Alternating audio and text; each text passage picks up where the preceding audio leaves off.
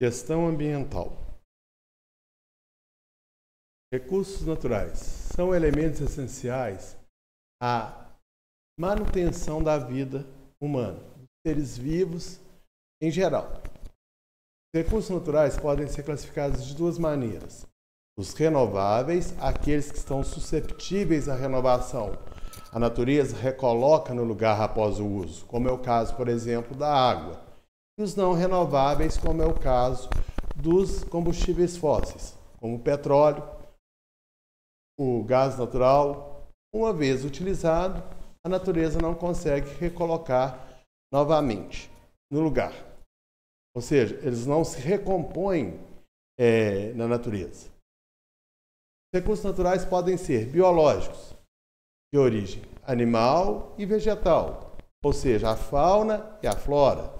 Os hídricos, que correspondem ao conjunto de águas, tanto marítima, são águas salgadas, como água de rios, lagos, lagoas, são água doce, podendo ser ela potável ou não, própria para o consumo ou não, e águas subterrâneas, como os lençóis freáticos, ou seja, os aquíferos.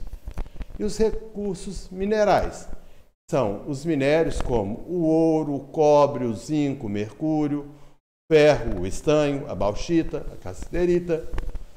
As rochas, que podem ser sedimentares, magmáticas ou metamórficas, como por exemplo a argila, a areia, o quartzo, o mármore e o carvão. Também temos os recursos energéticos, como a energia eólica, provinda dos ventos, a hídrica, vinda das águas, e a solar, proveniente da luz do sol, calor.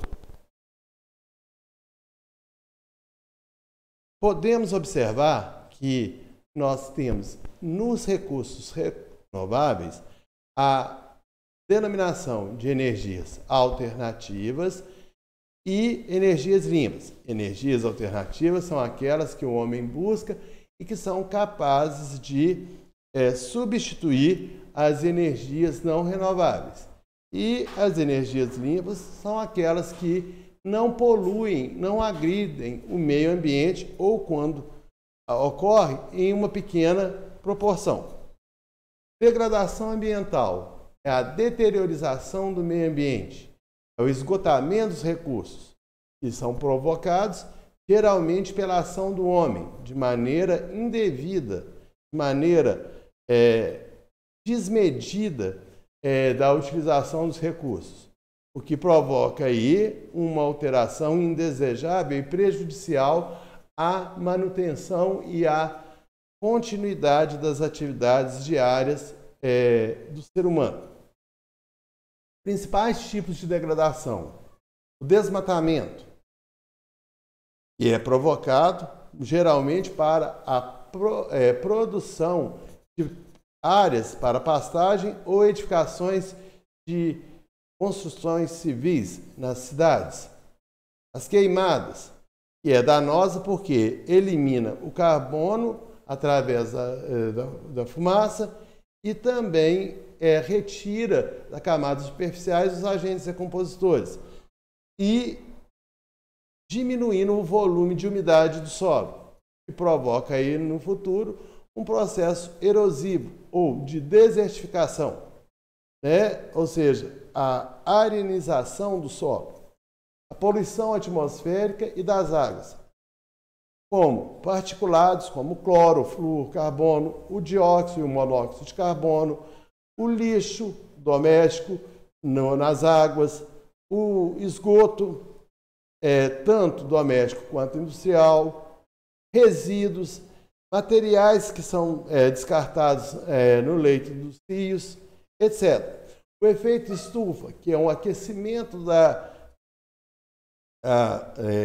do ar atmosférico, como se fosse um tampão que é colocado sobre o planeta, geralmente provocado por essas partículas, por esses gases poluentes que chegam à atmosfera e que dificulta a dispersão e a troca de massas de ar quente e fria dentro do nosso planeta.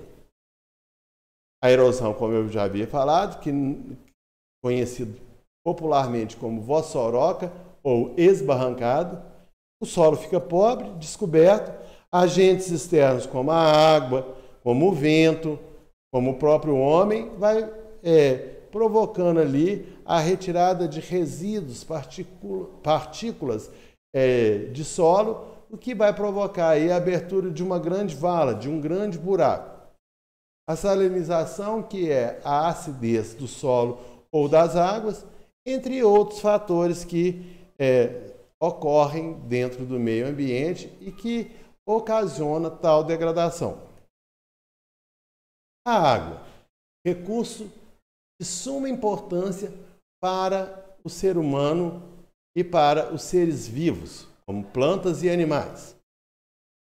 Nosso planeta é formado por 3 partes de água e uma de sólido, de rocha, de camada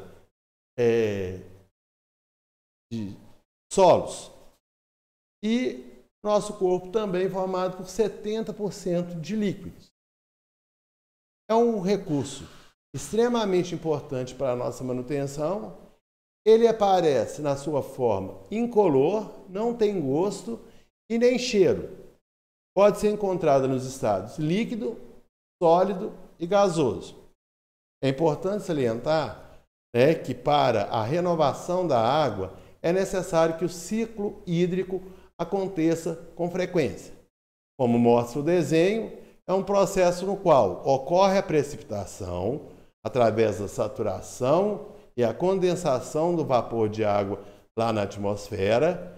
Ele vai precipitar em forma de chuva ou de neve e vai permeabilizar, infiltrar no solo, chegando ao lençol freático, que ao chegar à nascente vai entrar no leito do rio e vai ser utilizado aí para irrigar plantas, o nosso próprio consumo, as utilidades na área doméstica, na área industrial, como lavar objetos,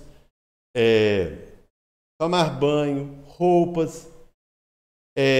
Através do processo de evaporação e evapotranspiração, que é a eliminação do suor, das partículas de vapor de água que está na saliva, esse vapor chega à atmosfera, torna a começar todo o processo do ciclo da água, o que ocasiona aí a renovação da água.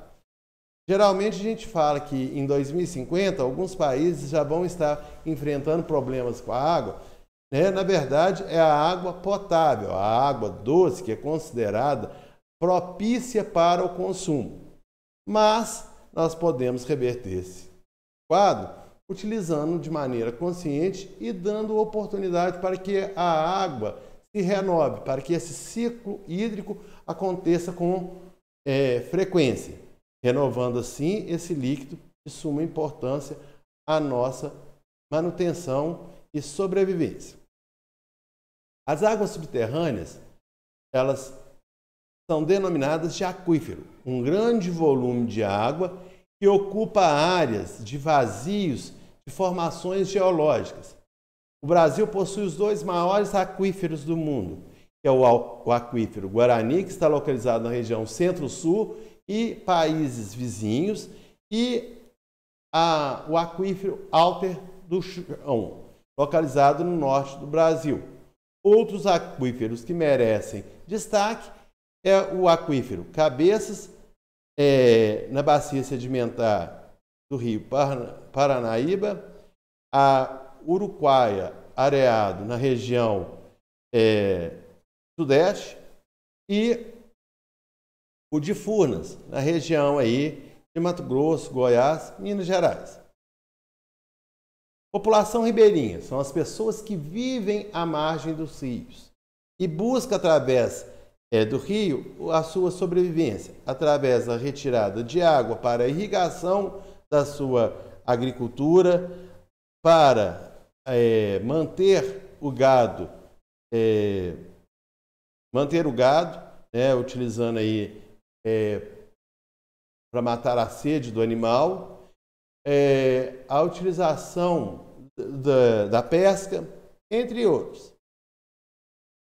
Essa população ribeirinha na região norte do Brasil constrói suas casas sobre o rio, as denominadas palafitas, que são casas sobre estacas, lá na região amazônica, e eles enfrentam grandes problemas na atualidade, visto que os rios têm, né, recebido grande carga de resíduos industriais e domésticos, como é o caso do esgoto, o que provoca aí danos significativos a essa população.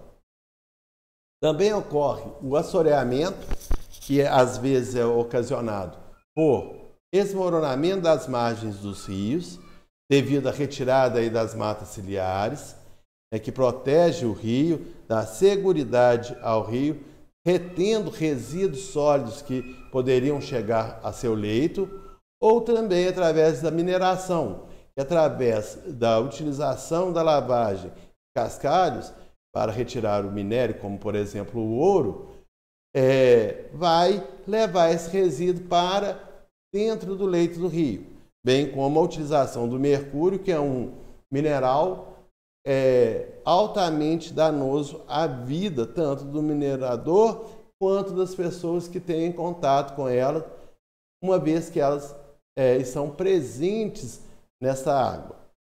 O mercúrio ele é utilizado como ele é um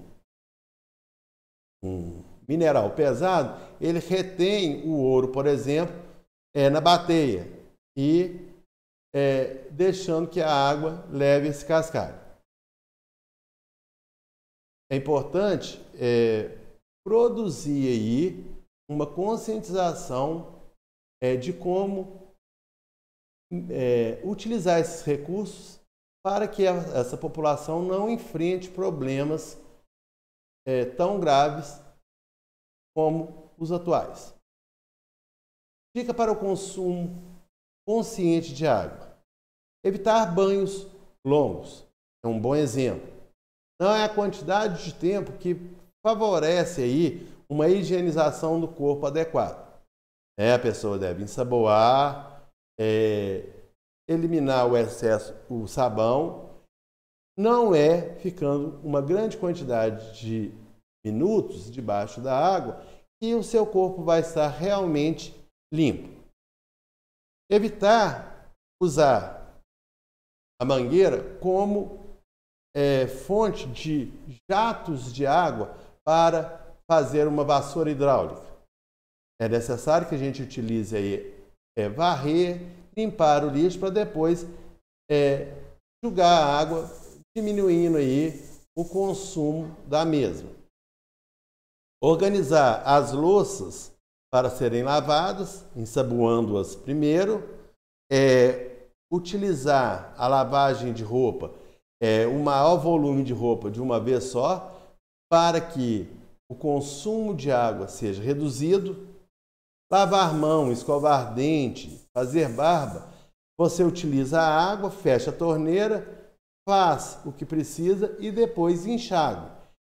Como são inúmeras as formas que a gente pode estar utilizando a água de maneira a não desperdiçá-la. Segue agora 20 maneiras de preservação do meio ambiente. Cabe a nós fazer uma leitura consciente, colocar em prática e difundir tais ideias com vizinhos, parentes, amigos, para que no futuro nós consigamos gerar um planeta mais eficiente e dinâmico para as gerações vindouras. Água, consumo consciente. Só percebemos o valor da água depois que a fonte seca.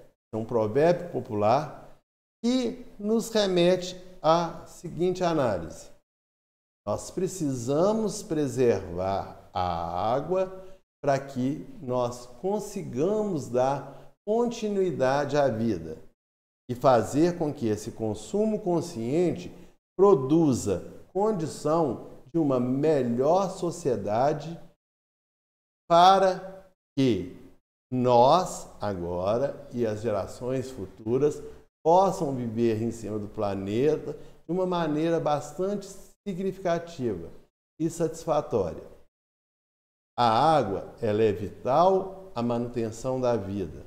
Portanto, somos nós que devemos produzir tal manutenção para que ela continue presente em nosso planeta e no nosso dia a dia. Muito obrigado, até a próxima aula. Se Deus quiser, Ele há de querer.